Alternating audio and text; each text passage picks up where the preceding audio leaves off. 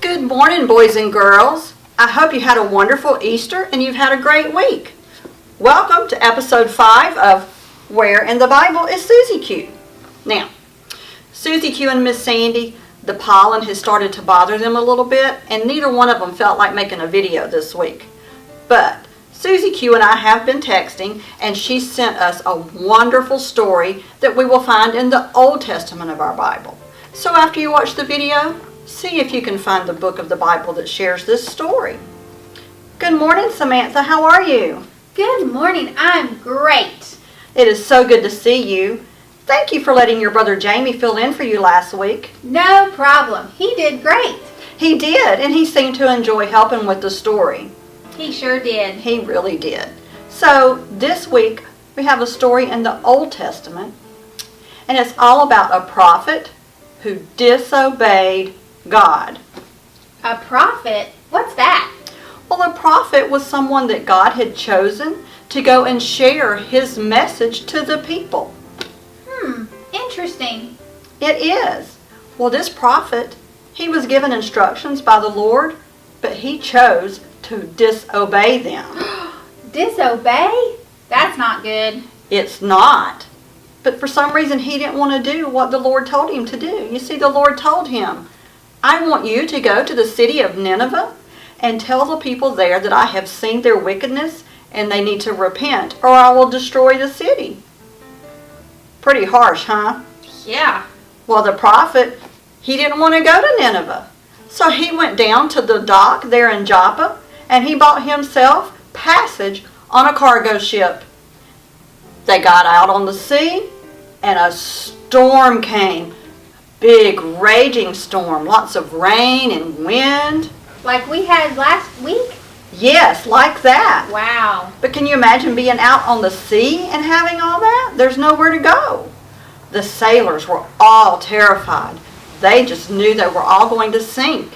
So to help make the ship not so heavy, they threw all of their cargo into the sea. Cargo? What's that? Well, cargo was the things that they were going to deliver to another town. Cargo were things that people might sell, like, Sam, you like to go to Walmart and shop, right? Yes. Well, Walmart gets their items probably delivered by a truck, and the truck may have picked those items up at a shipyard where it had been cargo coming across the ocean at one point. Wow. Yeah, so cargo is important stuff. That's how they were making most of their money on that ship.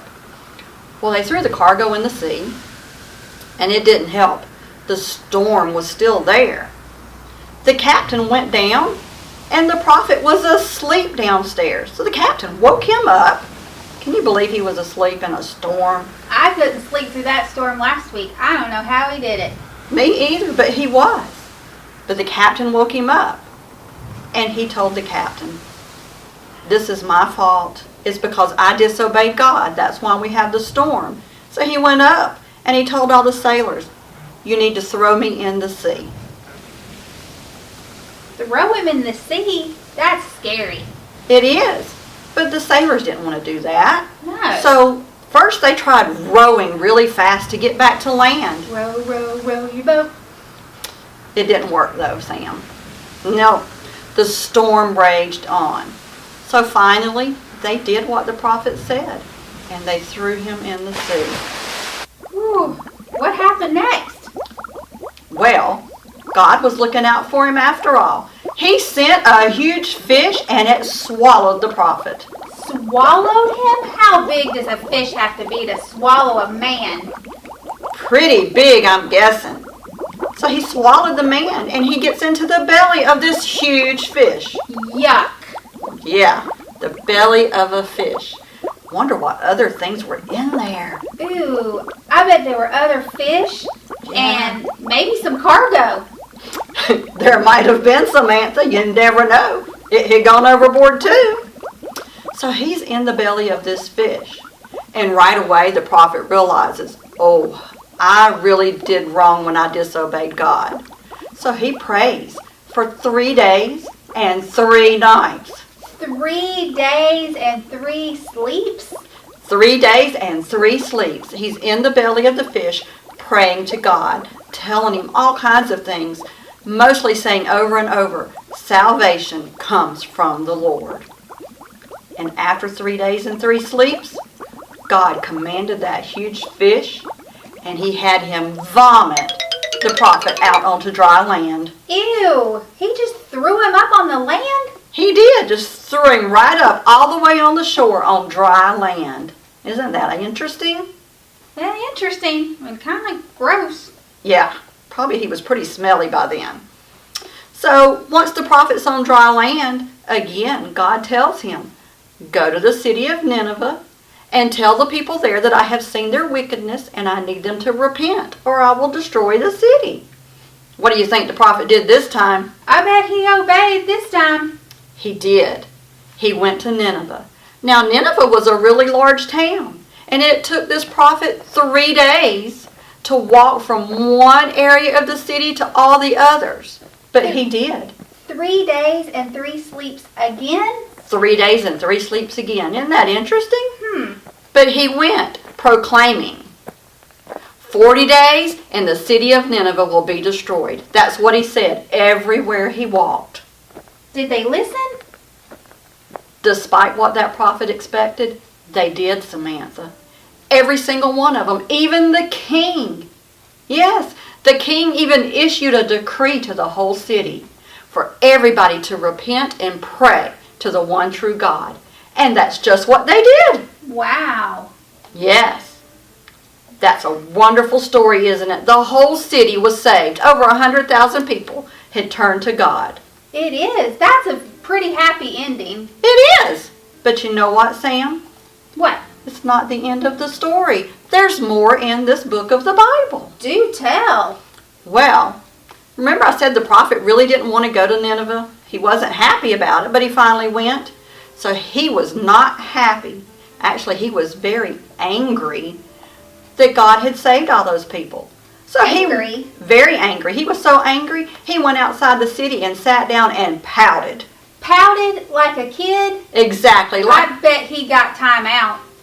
I would imagine so. He was really angry. He built himself a shelter, and he sat there. He was going to watch the city of Nineveh to see what happened. It was really hot there. So God sent this plant that grew overnight and had some big leaves that helped to shade the prophet. And the prophet was happy, and he thanked God for sending that plant. But then the next night, God sent a worm. A worm? A worm. And it ate the plant until there was nothing left. And then God sent the wind and the sun and made it really hot. So what do you think the prophet did then? I don't know. He got angry again. He was angry about the plant being gone. So God asked him, why are you so angry about all this? And the prophet told him, well, I didn't want to go to Nineveh in the beginning because I knew you are gracious, you're compassionate, you're slow to anger, God, and I knew that you would relent and not destroy the city. God looked at the prophet and said, but is it right for you to be angry about this? It's not. He shouldn't have been angry. He was angry about a plant that he didn't even put in the ground. And God even asked him, you're angry about this? Wouldn't you want me to have saved over 100,000 people in that town? I would. I know. That is what God tells us to do. Now this prophet, we never hear anything else about him in the Bible. We don't know what happens to him? We don't. That's very interesting, isn't it? Because it makes it hard when you read it. You're like, well, that's the end of the story? Yeah. But you know what, Samantha? What? I think what we really need to see in the story is the fact that God saved that entire city, and he wants us to help save people by sharing his love with them whenever we see them. That's right. Yes. And that's why we like sharing Bible stories, isn't it, Sam? Sure is. Yeah, I can't wait to see what lesson it is that Susie Q and Miss Sandy come up with next week. I bet it's a good one. I bet it will be too. Now remember, boys and girls, share with me where you find this in the Bible. I like hearing that you've seen the stories. We have fun doing them. We hope you have a great week. I miss you, and I love you. Samantha loves you too. And we will see you next week. Bye.